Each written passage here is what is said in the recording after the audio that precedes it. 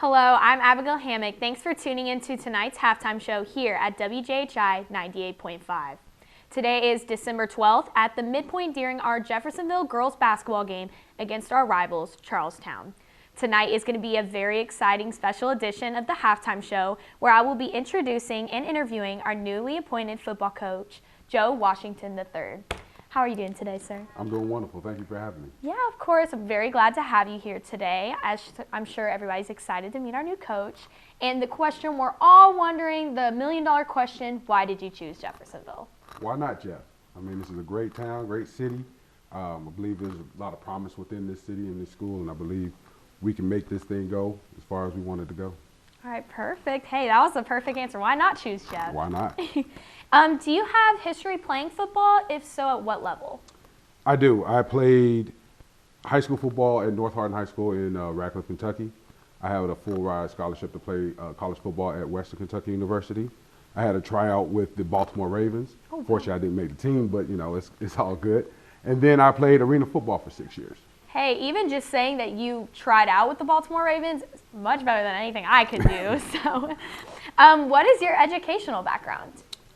I have a master's degree in school counseling, a master's degree in mental health counseling, and I'm currently working on my PhD in counselor education and supervision. So I'm heavy into education. Props to you. That's amazing. Thank you. What is your coaching background looking like? I've been coaching high school football since 2006 when I was at Louisville. I started at Louisville Doss High School, and then I've stopped at various locations in Louisville. My last location being Atherton High School. Yeah, so you have that background. That's great for us to hear. We love coaches who have a background, even newly coaches, but knowing that you had that experience, I think makes us all feel a little bit more comfortable inside. What inspired you to be a coach? You mentioned that you played football your whole life, but what was your truly turning point for that? I'm a son of a high school football coach. Oh, so wow. I've grown up around football all my life. Being a high school football coach, coaching and giving back to the youth, leading our young men, it's just something that was, I guess, born in me. So I have all the fun in the world coaching. I love it. I wouldn't be rather doing anything else in my life besides coaching. So. Yeah, because you do the counseling part, so you're with kids regardless, but having that extra connection with them, seeing kids in athletics as well as in the classroom, I feel like it's a great smashing point together to see both sides of that.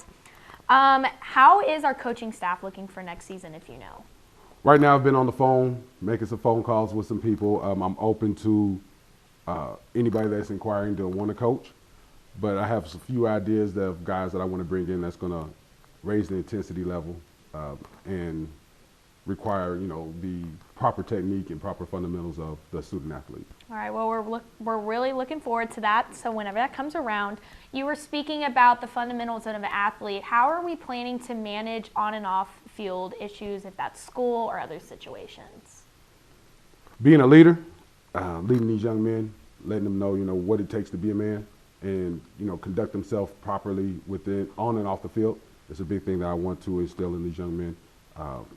That the schoolwork, classwork comes first. It translates. Schoolwork and football, they translate. If you're not doing the schoolwork, then you're not performing on the field.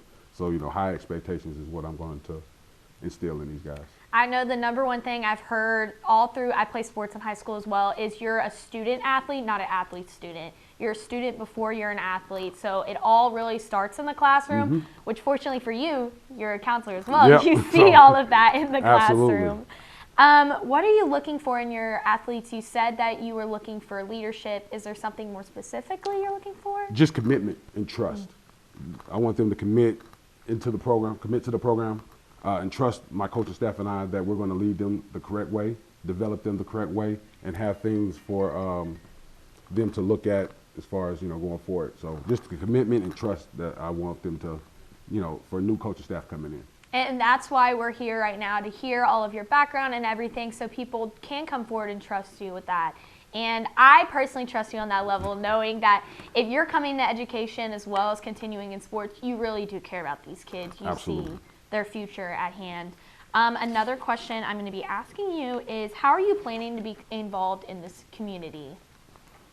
being involved in the community, just getting my face out there, letting people know, being personable, being approachable, having people, you know, if I'm in the community, coming up and introducing themselves, me introducing myself to the community, being involved in various community activities. So I definitely want to get the student athletes involved in like a turkey giveaway, you know, giving back to the community. So. And I love that because at in Jeffersonville, we're very connected. We like to have this Jeffersonville spirit. Is there any way you're looking to bring back the Jeffersonville high school spirit or anything like that? Yeah. We want to make it fun. I think Friday nights I want it to be a show. You know, I want kids, the younger kids, to look up like, you know, I want to be at Jeff. I want to come here. So definitely making it a show, making it fun for everybody, putting the pride back into the community through football. So it's not called Friday Night Lights for no reason. Absolutely not. It's a show.